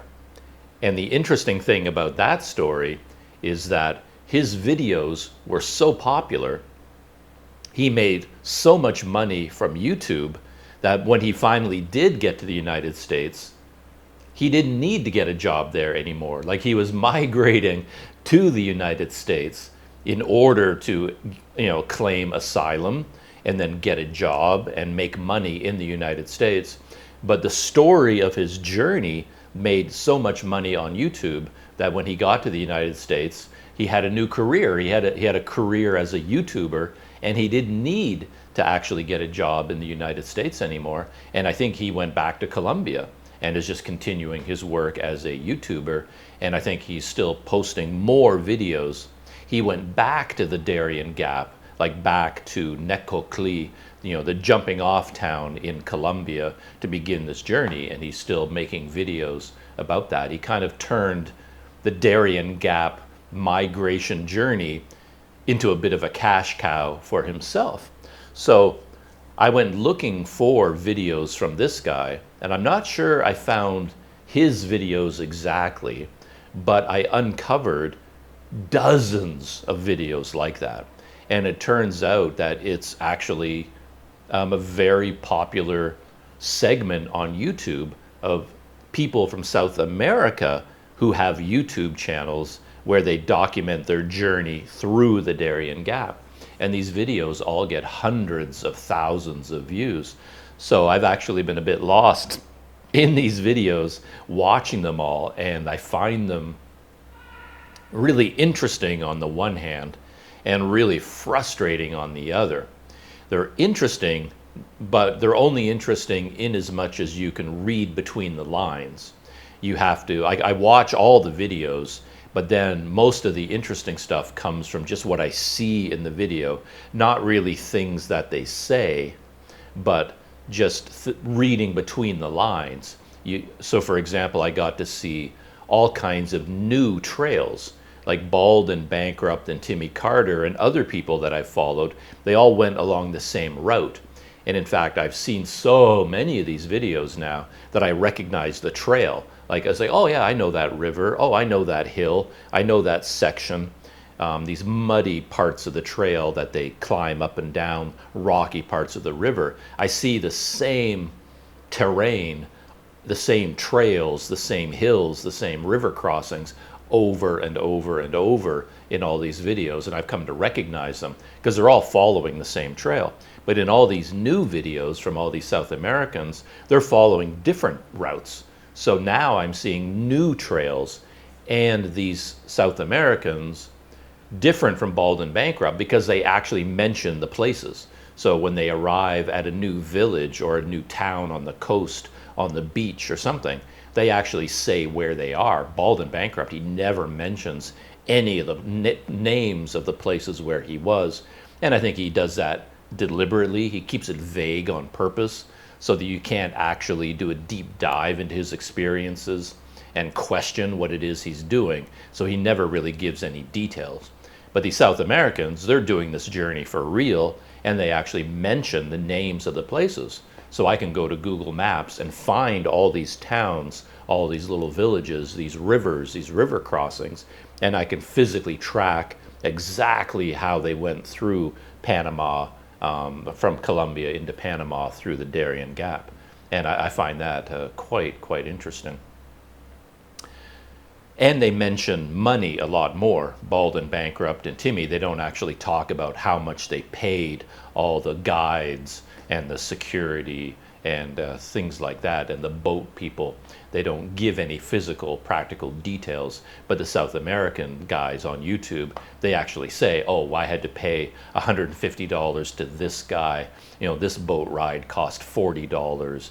And these people don't have enough money to pay the $40, so they have to stay here in this camp working until they can make enough money to continue. They give a lot more logistics and practical details, which I find quite interesting. Unfortunately for me, and the way my brain works, even the South American migrants, they don't give enough information. They skip over so much. And the most interesting places, they just skip over it. So I find that incredibly frustrating. There's one guy, for example, he made it all the way into the United States. He has videos of him in the United States, and there's one of his videos begins with him soaking wet, and he's got his passport and some documents, some clothing, all sitting out and drying. And he says, basically, I just crossed the Rio Grande. He just crossed the river, the Rio Grande, into the United States. And I just came out of the river, and that's why everything is wet, and now I have to dry everything. And then while he was talking about this, he said, he was sort of summing up his experience. And then he says, yes, one of my friends who was kidnapped and held for ransom, I just heard that he has been freed. And in his video, he shows like a 3 or 4 second clip of a whole bunch of South Americans lined up on a bench with their feet and their wrists are tied, and they have blindfolds on. So he showed video of all these migrants who were kidnapped during the journey. And he said, my friend is one of these guys, and he's been freed. But that's all he says. And I'm like, what? Like, I need to know more about this. You can't just toss that into your video and that's all. Like, who are these guys? Who kidnapped them? When were they kidnapped? How long were they held? Who paid the ransom? How were they released? Like, and this happens all the time where these guys, they're telling the story of this amazing journey they went on, and yet they skip over and ignore all of these huge and really important parts of the journey that they went on. And that just drives me crazy. I had to stop watching these videos because I found them so frustrating. because they would often not give the information that I'm looking for. Yeah, it's really kind of crazy. Yeah, I don't know what else to say about these Darien Gap videos. There's no point talking about specific ones because there are so many of them. Once you find one of them and click on it and start watching it, your YouTube feed starts to populate with more and more and more of them. And there are so many. It's crazy. Like I can't get to the end of them. There's so many videos about the Darien Gap. Like I said, very amateurish, shot on smartphones, made by all of these guys. They just go on forever. And then when they get into Mexico, they know that the beast, you know, the train journey is also very popular on YouTube. And now they all start making the beast videos. So they're all Darien Gap videos and then the beast videos, just like Bald and Bankrupt did. And they all skip over Central America, which drives me crazy because in terms of logistics, that's the most important thing I'm interested in. However, I was watching one of these videos, and the guy's video started in Necloqui? Yeah, I think it's Necloqui in Colombia. And then in the video, he was talking about an Australian. There was like an Australian, he looked like a backpacker, young guy, really good physical condition. He's got a big, heavy backpack. And he said he was a podiatrist, a foot doctor.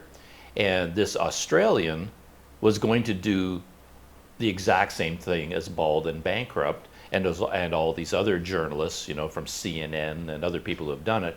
He was going to go through the Darien Gap with the migrants, take video of the whole experience, and he was going to go one step further, that since he was a podiatrist, in his backpack he brought all his tools of the trade for treating foot injuries, you know, blisters, ingrown toenails, anything like that, ankle sprains, I guess. So he was bringing in a lot of medical equipment.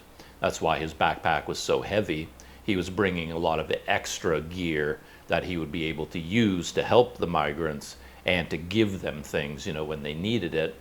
And so he was going to go with them as a volunteer, basically, and help out along the way. So when I saw that, my ears perked up. I was like, whoa, Australian podiatrist. Because one problem with all the South American videos is that they're all in Spanish. So, and I understand a word here, a phrase there, and I can kind of piece things together, but I'm mainly relying on the captions, like the auto translation into English, and those are just terrible. So there's a lot in the videos that I can't understand because they're in Spanish. But then I saw this Australian guy, and his videos, if he made videos, were going to be in English. So I quickly I went looking for them, and I found them. And this guy, this Australian podiatrist, he has a YouTube channel called The Traveling Pod. And he has a series of videos in the Darien Gap. And if you want to look for them, they're called Australian Podiatrist in the Darien Gap. Part 1, Part 2, Part 3, Part 4. I'm not sure exactly how many there are. Let me take a look for a second.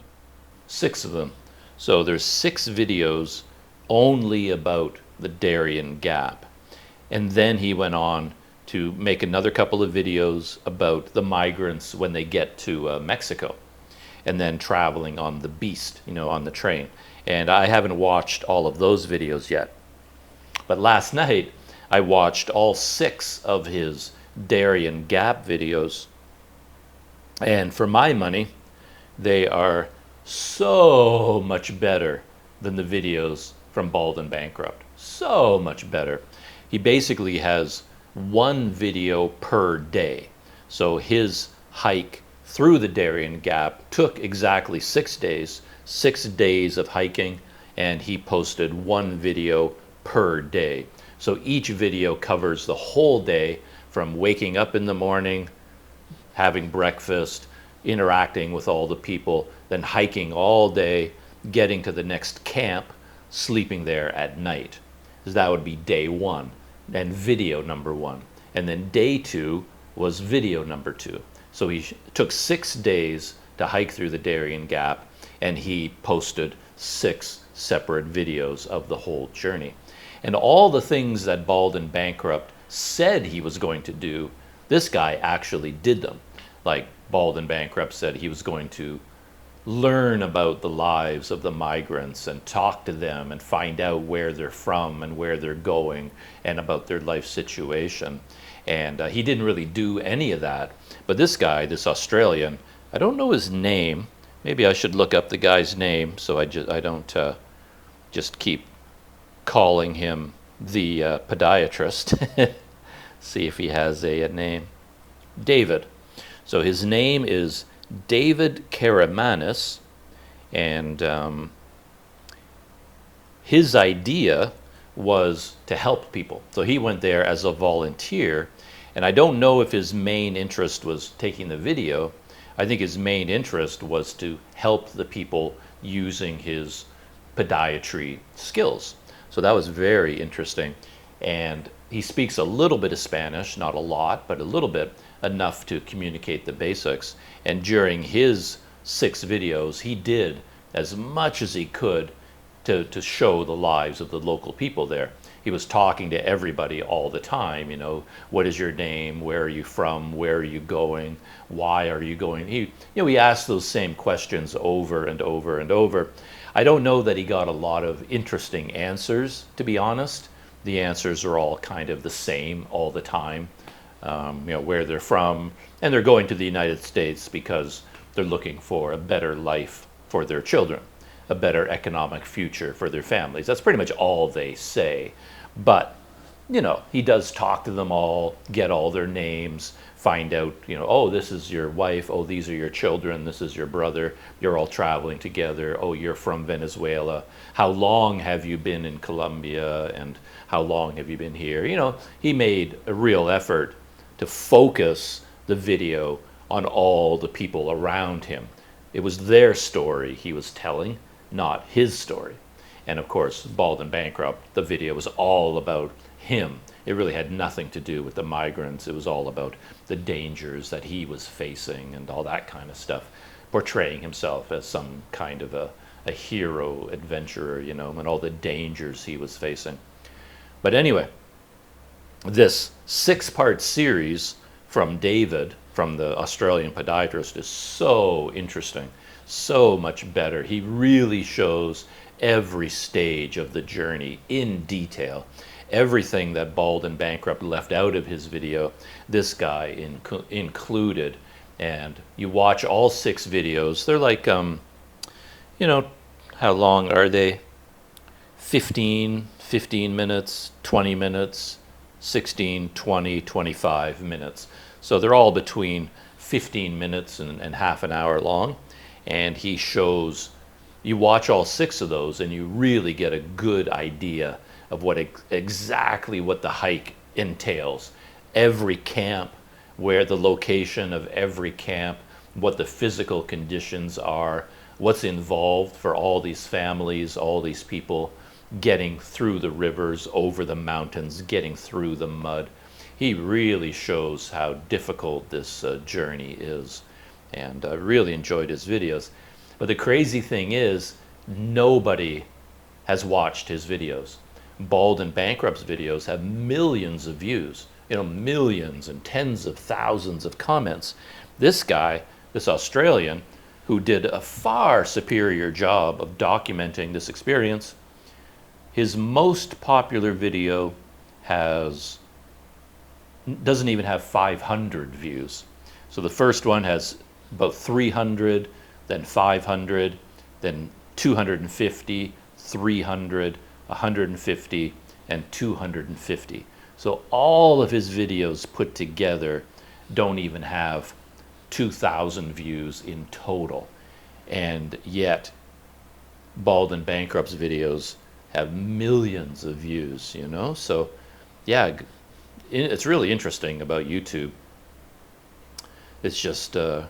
But anyway, I recommend them highly. I enjoyed his. I was a little bit worried at the beginning His very first video opens with him, David, in a hammock in Nekokli. He's getting organized for his journey, and he's sleeping there, and then he's going to take a boat the next morning to begin the Darien Gap crossing. But then he was talking about how he's doing this to broaden his horizons, and the focus was all on him and kind of touchy-feely, hippie-doodle, new age kind of stuff about expanding my worldview and getting to know myself better. And so there's a lot of this sort of talk, and I was like, oh no, don't tell me it's going to go on like this.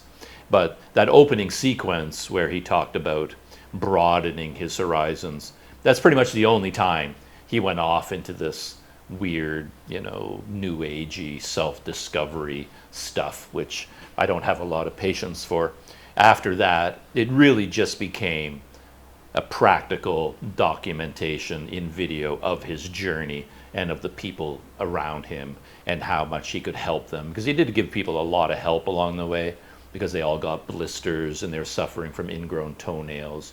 And one kind of amusing part of his journey is that since he has this idea of being a volunteer and being there to help people, he naturally ended up connecting with the people who needed the most help, right?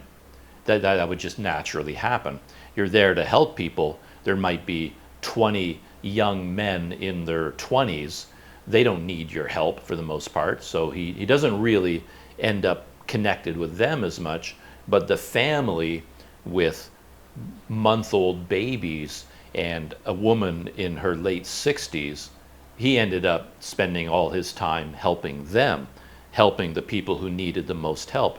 And it looks like for almost the entire journey, from the beginning of the journey, like 6 days of hiking through some of the most brutal jungle in the world, he was holding hands with this elderly woman.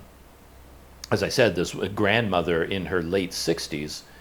I don't think mentally she was all there either, and she was not in the greatest of shape. She was in her late 60s, so she needed a lot of help. And our Australian podiatrist, he couldn't help it. He had to help her and her family most of the time. So even though he was carrying probably a 50, 60-pound backpack, which everyone told him he would never be able to carry it over the Darien Gap, he took that as a personal challenge, and he says, oh yes, I will, just watch me. And he did. But he was carrying not only his own like 50, 60-pound backpack, he took the backpack of this mother in the family with the young babies and took her backpack and put it on his chest. So he's carrying his backpack, this family's backpack, and he's supporting and holding the hand of this senior citizen and walking with her for the entire 6 days, you know. So the guy has the physical energy to do this, and he has the mental patience of a saint to be able to do that, right? And yeah, quite an interesting journey, really quite interesting. I enjoyed that a lot. And as I said, he showed so much more information about the Darien Gap crossing than the Bald and Bankrupt did, so I was very glad to find his videos. He did let me down a little bit when they got into the Panama refugee camp. He showed the hundreds and hundreds of people in line, you know, waiting to be processed, but there the video kind of ended. And I wanted more practical information. So, okay, these people are being processed. How are they being processed? Like, what is being entered into the computer system? What if they don't have a passport? If they do have a passport and it's expired, what happens? What if they don't even have a passport? What gets stamped, you know? How do they get into Costa Rica? How do they travel through Central America? He didn't show any of that. And he also, I think he has a website, so maybe he wrote the story on his website. So I'm going to go look at that sometime today. I want to find out more information. But just like Bald and Bankrupt, he kind of skipped ahead he went from the refugee camp in Panama all the way to Mexico. And he didn't talk really about anything that happened in Central America for the migrants, you know, to continue that journey. And I think that is all that I wanted to talk about this morning. I feel like I had a lot more to say about the Australian podiatrist and all of the South American migrant YouTube channels about the Darien Gap. There's so much there, but it's almost like there's too much to talk about. But yeah, it's a very, very interesting story. So with that, I think I'm going to shut down for this morning, have myself a cup of coffee, and get started with my day here in Medan. And I'll see you in the next video.